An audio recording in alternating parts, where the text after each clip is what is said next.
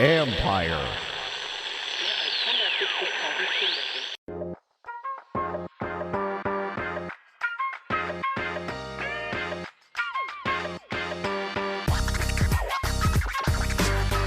Welcome to Inside the Cap. I'm your host, Joel Corey. You can find me on Twitter at CoreyJoel. That is CorryJoel. And also read my regular CBSSports.com column, Agent's Take on NFL salary cap and contract matters. Today we're going to do a Super Bowl edition of the podcast where we're going to look at the financial allocation of the two teams and also sprinkle in a little bit about which participants on the Bengals and the Rams could be headed for decent or big money in free agency. Super Bowl 56 is going to be played at SoFi Stadium in Inglewood, California. I don't have a rooting interest in the game. I just want one thing. Last time the Super Bowl was in Los Angeles was back in 1993, the 1992 season, when the Cowboys played the Bills. I just hope the game is much better than that game. The Cowboys blew out the Bills. The best thing about the Super Bowl that was at the Rose Bowl was the halftime show. That was Michael Jackson. So low bar to set to clear that hurdle. The Bengals are hoping that the third time is a charm. Bengals have been to two previous Super Bowls, lost Joe Montana twice, 40 years ago in Super Bowl 16, and then 7 years later in Super Bowl 23. The Rams are in their fifth Super Bowl. First one came in Pasadena at the Rose Bowl in 1980, Super Bowl 14, when they made a improbable run to lose to the Pittsburgh Steelers with Vince Ferragamo at quarterback. 20 years later in Super Bowl 34, in a thrilling game, beat the Titans for their only Super Bowl victory. 2 years later, lost in Super Bowl 36 when an unproven Tom Brady engineered a game-winning drive which led to an Adam Vinatieri field goal. Then 3 years ago in Super Bowl 53, in a low-scoring affair, lost Tom Brady again. These two teams could not have been built more differently, and also proved there's more than one way to skin a cat. And when you put together a team which has can be a Super Bowl contender. Now, the Bengals have gotten an undeserved reputation for being cheap. It's something which has kind of been a misnomer for years, because once upon a time, I believe at the end of the 2005 season, the Bengals made Carson Palmer the highest paid player in the NFL. But nobody really thinks of that as the Bengals.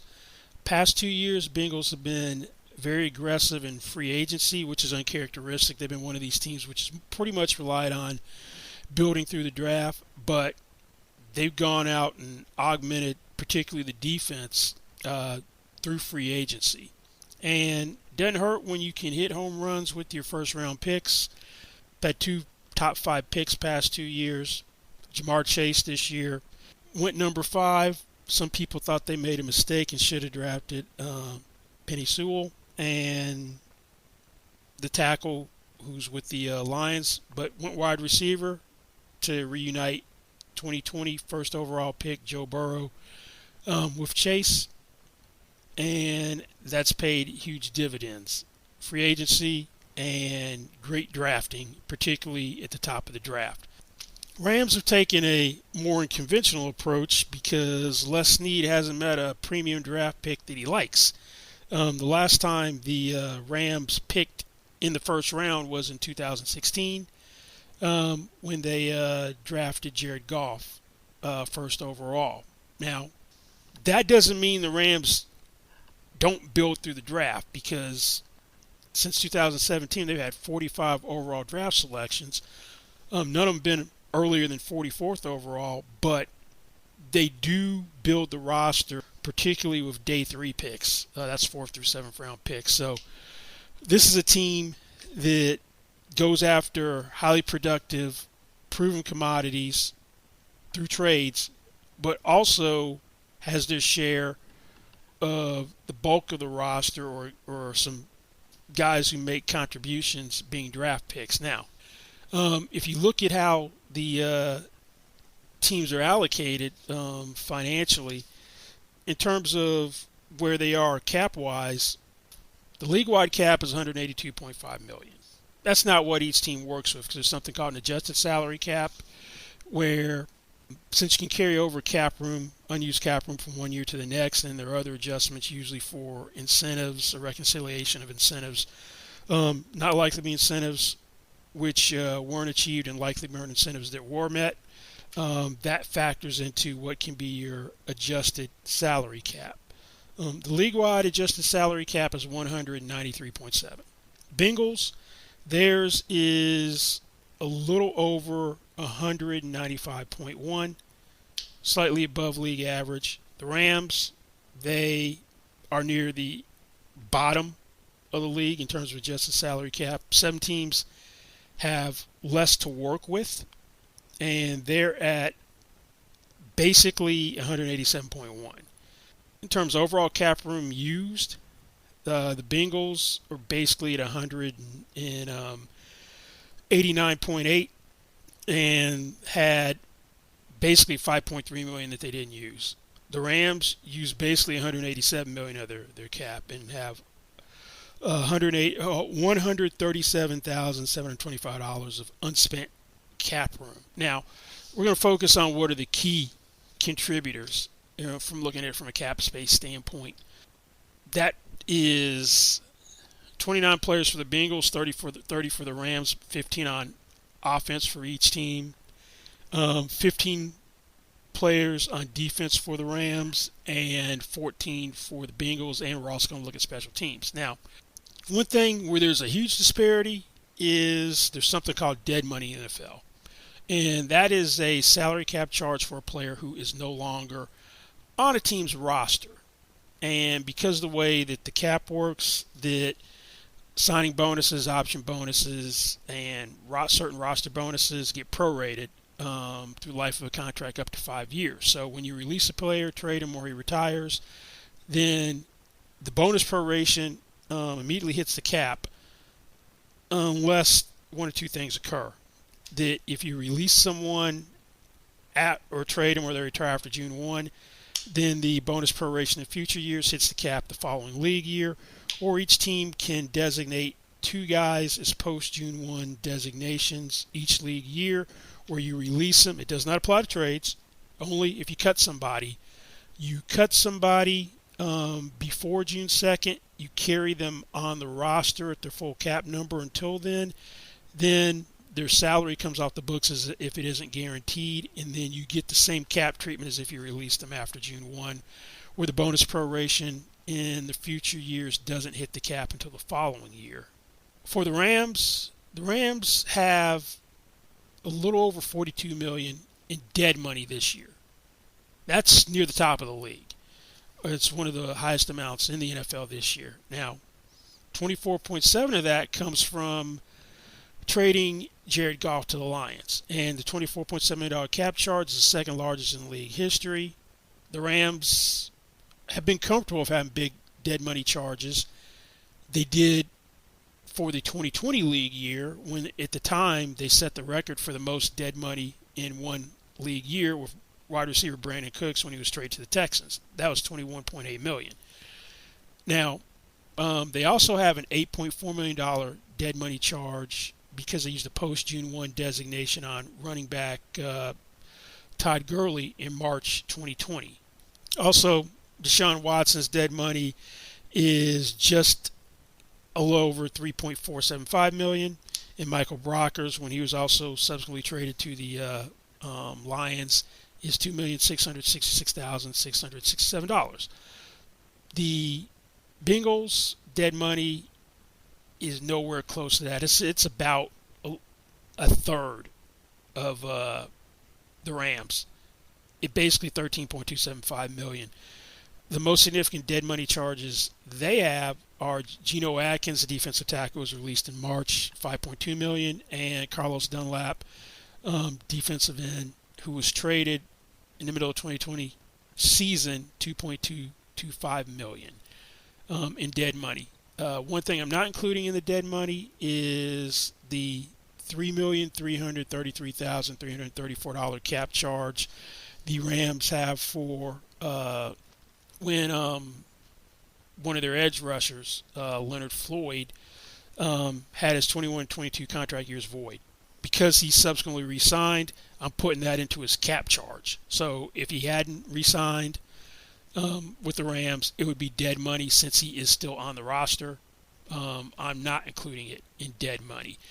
So let's take a look at how things go offensively with the key contributors. For Cincinnati, it's basically $64.275 million on offense and $78.2 million defensively. The major difference is because the free agent signings are on defense and those first-round picks are on offense. The Rams pretty much an even distribution for the key contributors. $58.5 million offense, slightly $54 million on defense. Now, at quarterback, huge disparity. The Bengals have the most valuable commodity in the NFL. Anytime you have a high-caliber quarterback on a rookie contract like Joe Burrow, then that gives you a ton of roster flexibility because you're never going to get a high-caliber quarterback as cheap as he will be on his rookie contract. And Joe Burrow is going to be cost-effective at least through the 2022 season because he can't do a contract extension until January 2023 once the 2022 regular season has concluded. When Joe Burrow is eligible for a contract extension, whether he signs it in 2023 or 2024, he's going to be the highest paid player in football. But for now, he's on a cost-contained rookie contract. His cap number is a little over $8.25 million. Now, the Rams wanted an upgraded quarterback because Sean McVay got tired of the limitations of Jared Goff, and that was even though they'd signed to a 4-year contract extension at the beginning of the 2019 regular season, averaging $33.5 million per year, which at the time tied him as the second highest paid player in the league with Aaron Rodgers. Matthew Stafford, after 12 years, wanted out of a losing situation with the Detroit Lions. The Lions accommodated his trade, and this time last year, the trade had already been announced because it was agreed to at the end of January 2021, although it couldn't be formally executed until the first day of the league year, last St. Patrick's Day, March 17th. But Goff went to the Lions. The Lions also got a 2022 first-round pick, a 2023 first-round pick, and a 2021 third-round pick. Stafford had 2 years left on his contract when he was traded, 2021 and 2022. His salary cap number this year is $20 million, which is about 2.5 times more than Burrow's. Now, if you include in the dead money that you have for Jared Goff, that means that there is $44.7 million dollars of cap dollars or cap space, $44.7 million in cap space devoted to the quarterbacks between Goff and Stafford. The largest cap number associated with the Rams this year is Jared Goff's $24.7 million dead money charge. That's the biggest thing for either team. At running back, the discrepancy is pretty stark as well. You've got close to $10 million of cap allocated for the Bengals versus a little over $4.35 million for the Rams. Now, the biggest cap charge out of the group belongs to Joe Mixon, the Bengals running back. Mixon is one of the 8 running backs who's got a deal averaging $12 million per year or more. He's tied for 7th at $12 million per year. He signed a 4-year, $48 million extension at the start of the 2020 regular season. He's got the 4th largest cap number, just over $8.4 million. It's a little more than Todd Gurley's dead money of $8.4 million. The Rams running back trio of Cam Akers, Darrell Henderson, and Sony Michel are a little more than half of that. At wide receiver, there's more cap expenditures on the Bengals side than the Rams side, although the Rams have the guys have the highest paid average yearly salary. The Bengals collectively have almost $17.5 million cap space devoted to wide receivers. Tyler Boyd has the highest cap number of anybody at $9.85 million. Jamar Chase comes in at about $5.6 million, and T. Higgins is just under $2 million for the Bengals.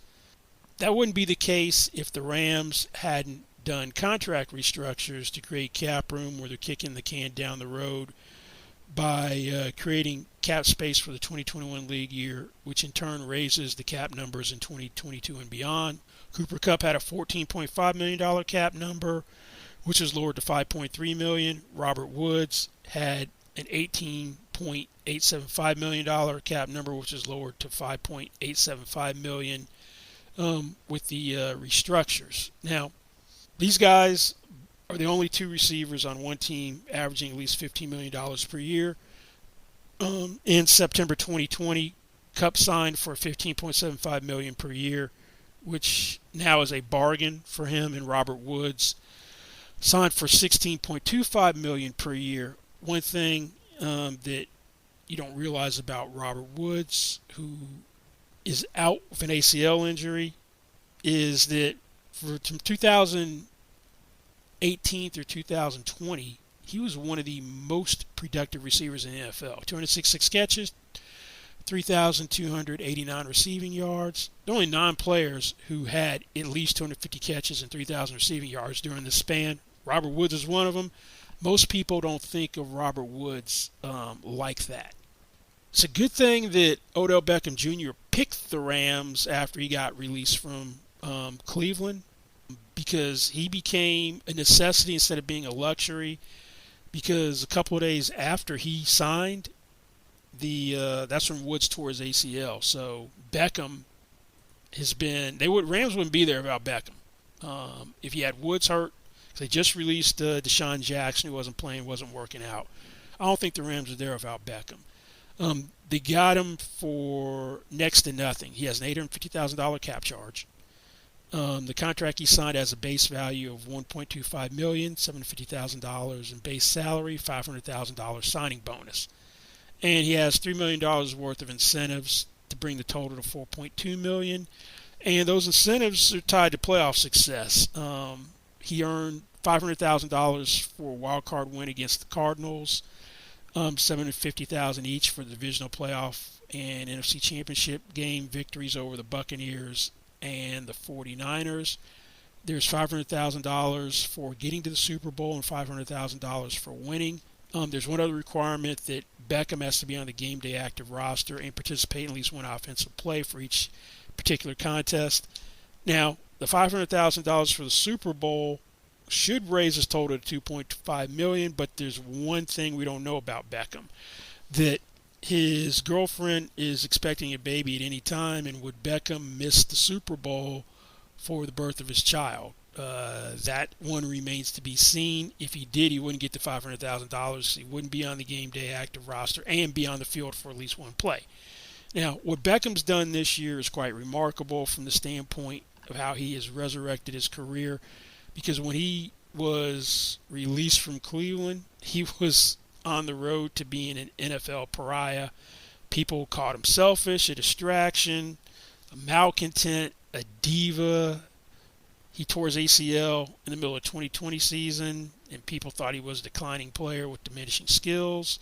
It got to the point where Bruce Arians was making jokes about him. When asked if they needed him, he said, "We've already got AB," meaning Antonio Brown. "We don't need OBJ, too many letters." How'd that work out, Bruce Arians?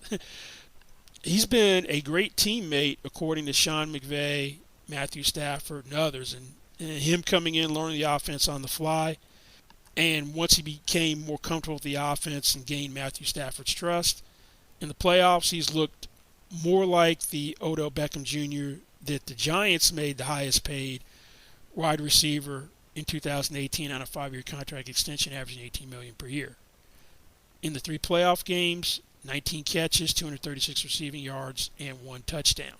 prior to the Browns releasing him, he only had 17 catches, 232 yards, and no scores in 6 games. So if you just look at his post-game production, postseason production, so it's a small sample size, but that's going to equate to 108 catches for 1,340 receiving yards.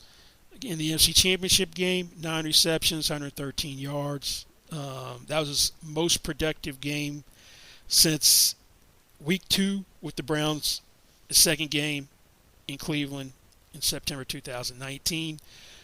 Beckham said something which would make any agent cringe. When asked, if he said we won't take a hometown discount to stay with Los Angeles. Even if that's what you want to do, don't articulate that publicly. At least agents hate that because it undercuts leverage you may have and may have a chilling effect on the marketplace. Beckham, for what he's done, particularly in the postseason, has made himself one of the top wide receivers available in free agency. Before all this started, before the signing, he had to be thinking 1-year prove-it deal, see how much he could get if he's trying to maximize money, or take less money to go to the best situation and then hope he has a great year in 2022 and go from there. He had $30 million left on the remaining 2 contract years. Wouldn't be a surprise if Beckham ended up leaving LA, if someone was willing to pay him that $15 million per year or more, but he wants to stay. I don't know if for the long haul you'd have Beckham, Cooper Kupp, and Robert Woods together, given the salaries of Kupp and Woods, and at some point you're going to have to redo Kupp's contract, particularly if he has another year remotely close to what he's done this year in 2022. Woods could be out in 2023, $15.95 million cap number. You'd free up $9.55 million of cap space if that were the case. But if Odell Beckham Jr. has his way, and the Rams have said when they first signed him, they intended to try to bring him back, he's going to be in L.A. For the long haul. Now, if he wants to be in L.A., Chargers are going to have a ton of cap room. Mike Williams, expiring contract, will be $18.816 million. Stick a franchise tag on him, but I don't think that's what he meant by L.A., that Odell Beckham Jr. wants to be a Ram. Both teams have injuries at tight end. C.J. Uzomah, the Bengals tight end, and Tyler Higbee both suffered knee injuries in the conference championship games. Higbee's been ruled out. He was put on IR. Uzomah is going to play. Don't know how effective he's going to be, but he will be active. He's got the biggest cap number of the two at $6,333,334. It ranks 6th among tight ends, and he's going to be a free agent. He signed a 3-year deal averaging $6.1 million per year at the beginning in 2019. If you just adjust that for cap inflation, that's going to get you to $6.75 million. It wouldn't surprise me if Uzomah is looking at Jonnu Smith, who had 41 catches for 448 yards and 8 touchdowns with the Titans in 2020 before he got $2.5 million per year from the Patriots. Uzomah had a career year, 49 catches, 493 receiving yards, 5 touchdown receptions. He ain't getting to $2.5 million per year. That would shock me. Now, maybe you can get to Logan Thomas's $8 million per year that Thomas signed at the start of training camp with the Washington Commanders. That would be a little more realistic for him to target. Now, if you go to the offensive lines, there's slightly under $21 million in cap space allocated by the Bengals to a little under 14.5 by the Rams. Now, there aren't any big cap charges on either side for either team. There aren't any $10 million per year players for the participants. Biggest cap number belongs to Trey Hopkins, the Bengals center, at $6.575 million. And that's because the Rams restructured more contracts. That's a recurring theme with the Rams. It's restructured contracts to get under the cap. Right tackle Rob Havenstein did a contract restructure, and left tackle Andrew Whitworth, the NFL's Man of the Year, took a pay cut. Whitworth took a $5.5 million pay cut down to $4 million. He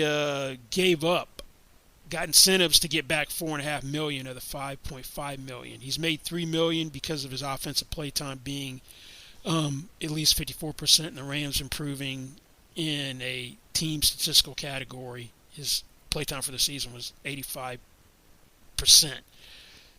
He also had incentives based on playoff success, which were predicated on 65% playtime, where he got $500,000 for making the playoffs.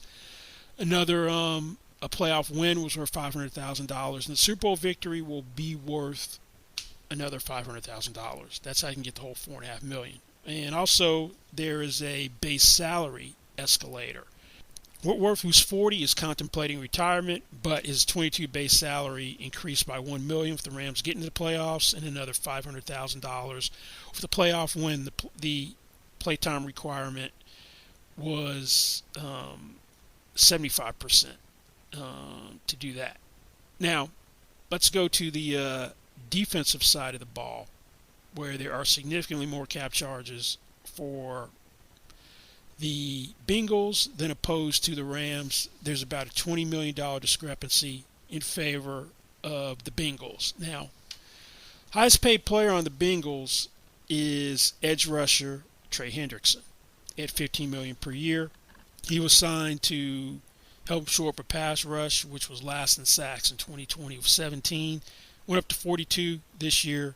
He went to the Pro Bowl. Now, at edge rusher, you've got three guys between the two teams averaging $15 million per year. Hendrickson I just talked about, and the Rams have two guys.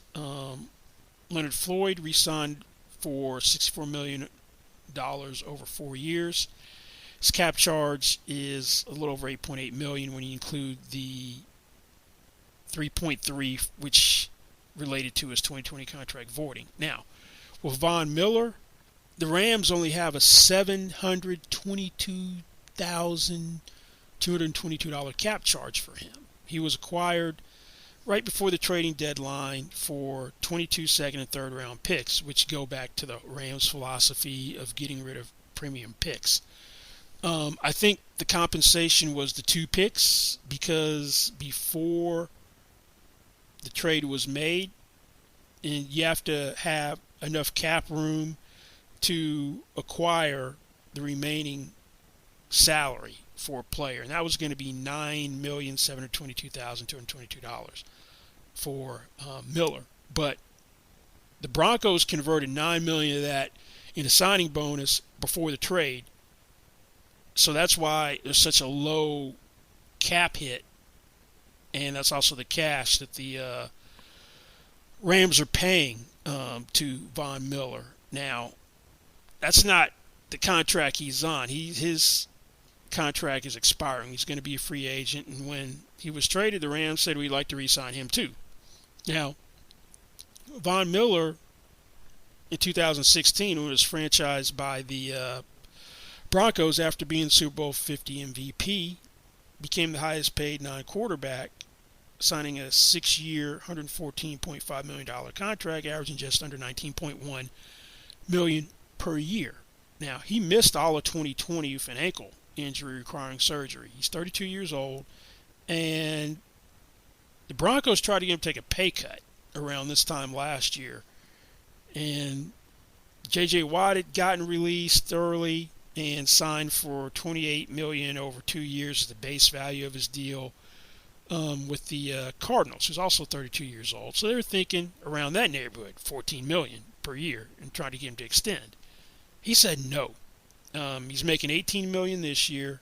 Now, I don't know what you pay a pass rusher who can still have some gas left in the tank, because Miller has 7 sacks in his last 7 games, including the playoffs. Once he got over the ankle injury that he had when he first got there, he looked like the Von Miller of old as opposed to an old Von Miller. But I don't think he's going to be at the 19-1 on whatever deal he signs, because typically you get into your mid-30s as a pass rusher, you're going to have diminishing returns.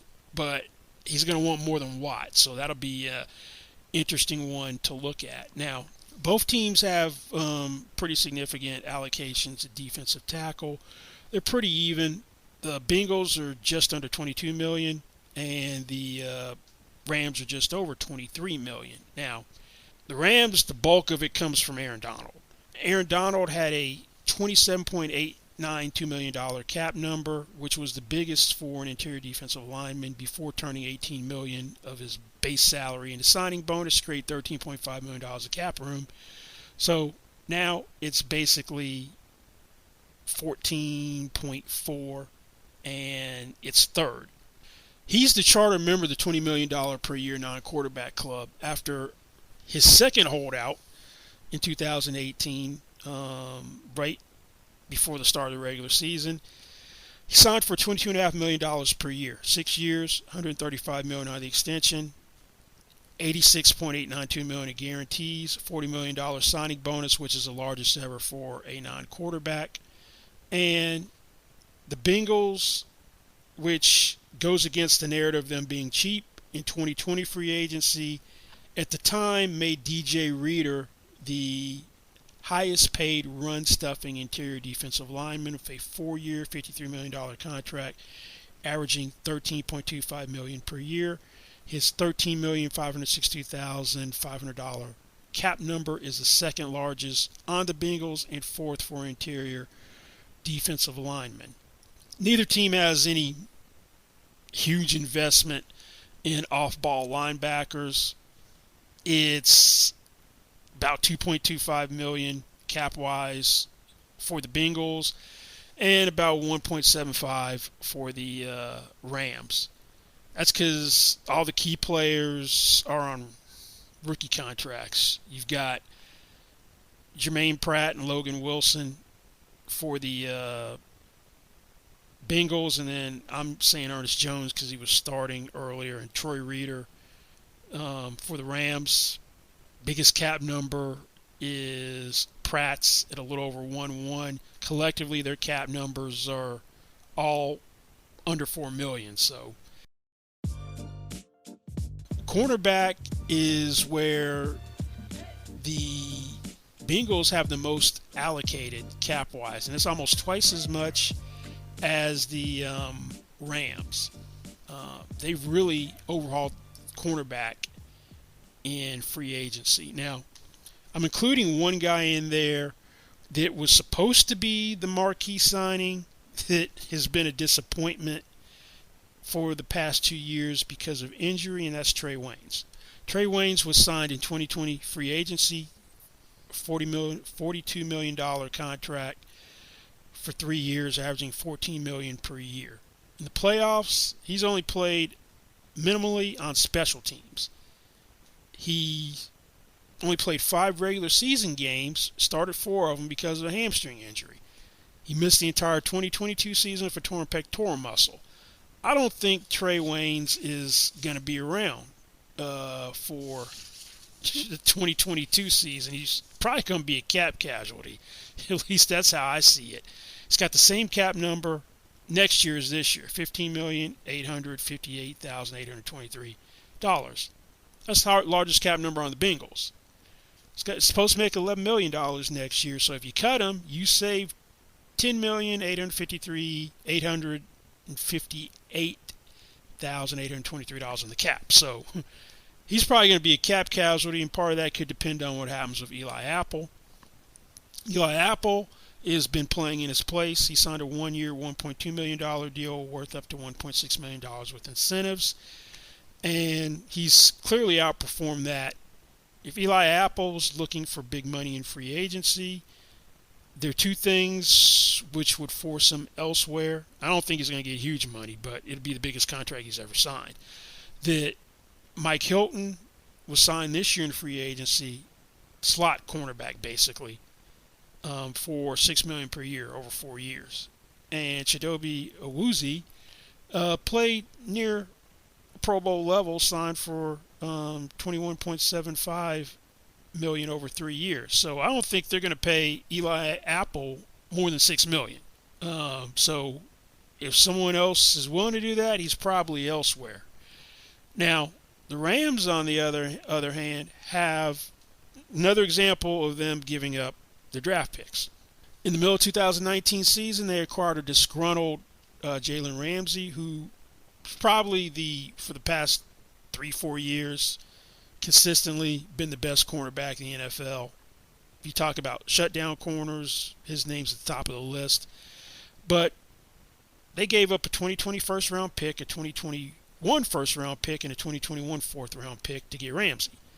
Now, before the start of the 2020 regular season, he became the NFL's first and only $20 million defensive back. Signed a 5-year, $100 million extension worth up to $105 million with escalators. And there's $43.703 million fully guaranteed at signing and $71.203 million in total guarantees, which were records for cornerbacks. Now, another corner, Darius Williams, is a restricted free agent this year. He's the only cornerback in the NFL who got a first-round tender. J.C. Jackson of the Patriots did not get a first-round tender, who was also a restricted free agent in 2021. He got a second-round tender for $3.384 million from the Patriots.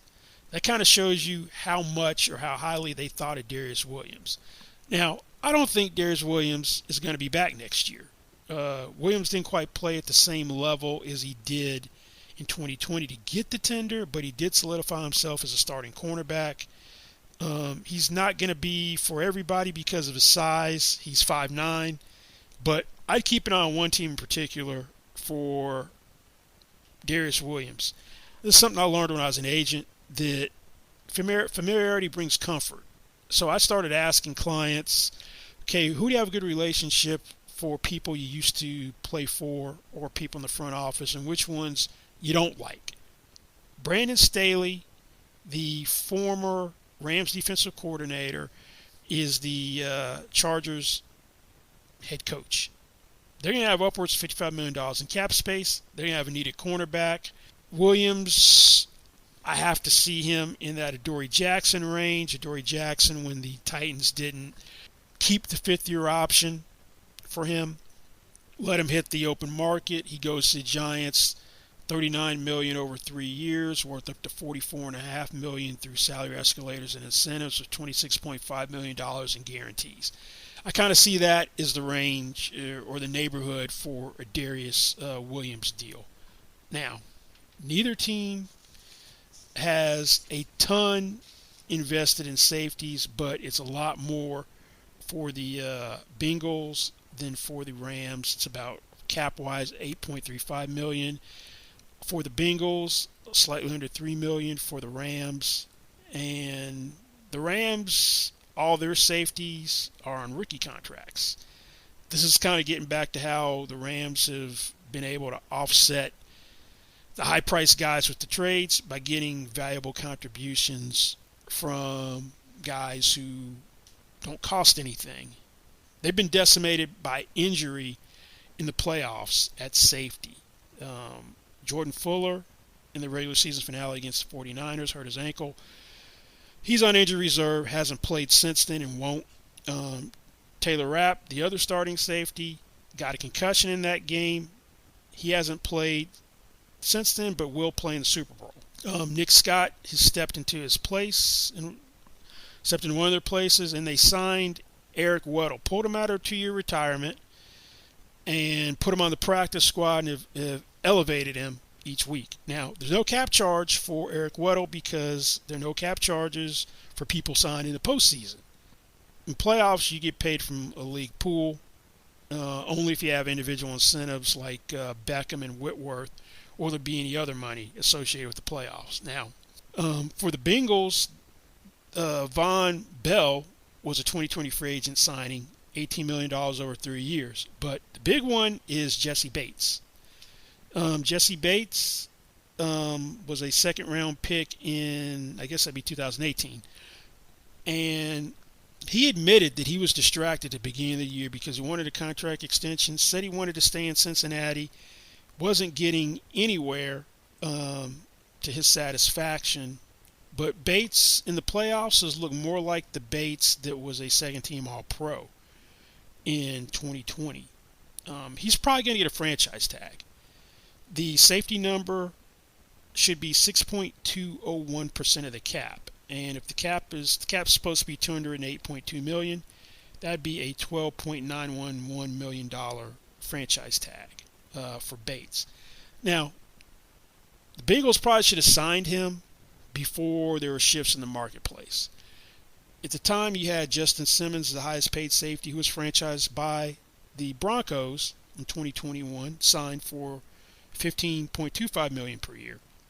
Then you had in training camp Jamal Adams signed for $17.5 million per year. Then you had an aging 32-year-old Harrison Smith signed for $16 million per year with the Vikings. So I don't think you're going to get Jesse Bates to sign a long-term deal for less than Justin Simmons at this point in time. Now, last thing we got to look at is special teams charges. And the Rams have about twice as much of the cap allocated to special teams. We're talking $6.1 million to about $3.2 is how it shakes out. Now, with the Rams, Johnny Hekker was highest paid punter at $3.75 million per year. They had signed Corey Borquez, who they subsequently traded to the Packers to have him compete for the job. Some people thought that Hekker was going to get cut. He didn't, but he took a pay cut, reworked his contract down to just under $2.6 million on a 3-year deal. But he still has the largest punter cap number at just under $4.4 million. Now, the kickers are tremendous bargains. The Bengals drafted Evan McPherson in the 5th round. He's the only kicker taken in the 2021 draft, but they were criticized for selecting a kicker. They're not where they are without this guy kicking, because he's been clutch in the playoffs, and that is the most important 5th-round pick for this year. Now, Matt Gay is the Rams kicker. He's going to be a restricted free agent. He was the Bucks kicker. He was drafted in the 5th round in 2019, and he got released. He made the Pro Bowl this year, and Gay was the second most accurate field goal kicker, converted 32 of 34 attempts for 91.1%. He's probably going to get a second-round tender of $3.986 million from the Rams. And if you're going to do a long-term deal, there's one deal that caught his attention.